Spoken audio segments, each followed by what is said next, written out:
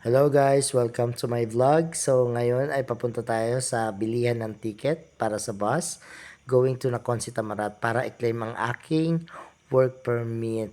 Yun.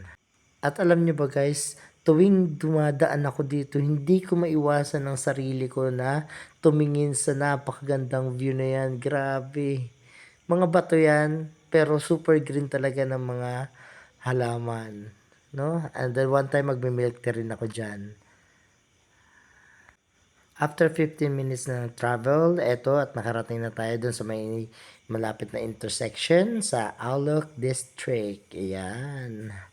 At eto na nga, at dumating na tayo at nakabili na tayo ng ticket. At pagkatapos kong bumili ng ticket, agad-agad ako umakyat dito sa may overpass para naman makita ko kung gaano kaganda yung town. Grabe, sobrang ganda talaga ng lugar na to.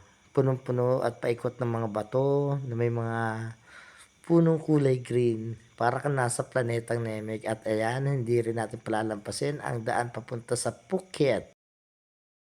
At habang pauwi ako guys, eto guys, tingnan nyo kung gaano kaganda yung view dito. At sana guys, kapag dumaan itong video ko sa wall mo, huwag mo naman sanang kalimutan mag-like and follow sa aking page. Salamat! Bye-bye!